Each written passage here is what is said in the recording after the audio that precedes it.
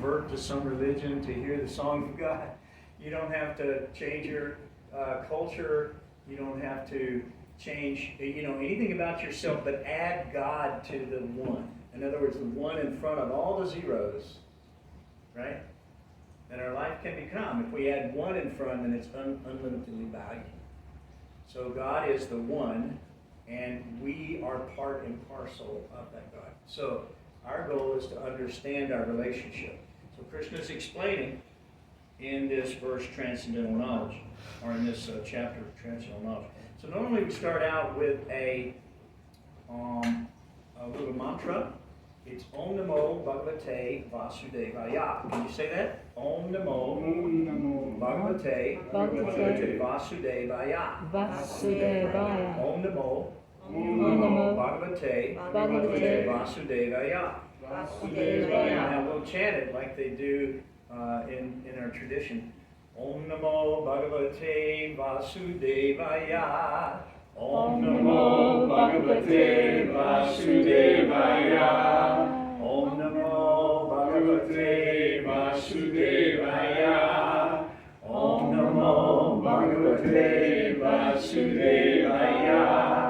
So what does that mean? Om, Om. Om is the Omkara. That's the syllable for God. Om. It's actually pronounced I-U-M, like Amen. Or it could also, it's part of the word home. Home is a derivative of the word home. So our true home is in God. So Om means our home, or God. So when we invoke the Omkara, it's all auspicious. So normally you'll always see any verse in the Sanskrit start with the word Om.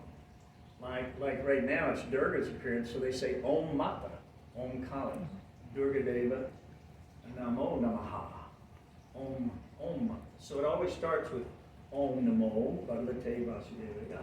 Like that, Om Jnana Tamarandasha, Gananjana Salakaya, Chakshurun Militam, Tasmai Sri.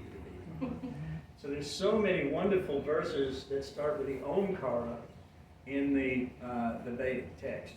So this is one of them. So what we're going to do today is we're going to, just like Kirtan, is a call and response, right? So I sing, and then you sing back to me. And then gradually we're singing all together. Our voice becomes like one thing, right? So today, what I'd like to ask you to do is to help me read this chapter. And along the way, if you have questions, you can stop me, and we can answer some questions. And there might be a few points that I'd like to make as we're reading, as we go along. And if you have comment or question, just please stop. So, Transcendental Knowledge, Chapter 4.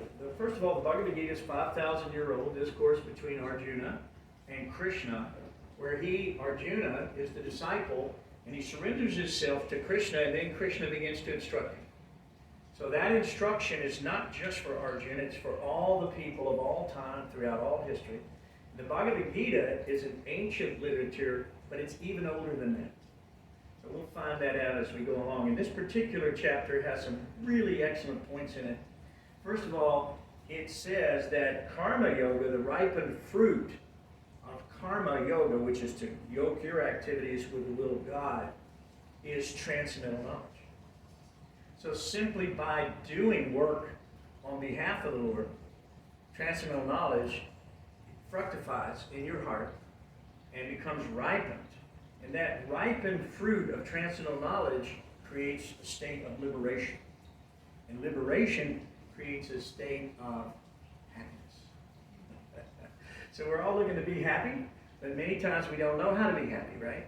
We go to different sense objects and we think, oh, if I just had this car, if I had this money, if I had this house, if I had this woman, if I had this man, whatever it is that we think we want, ultimately when we get it, we're not satisfied.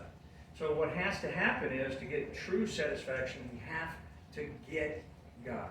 We have to get God. Right? Because that's where we came from. And Krishna's going to describe that in this verse.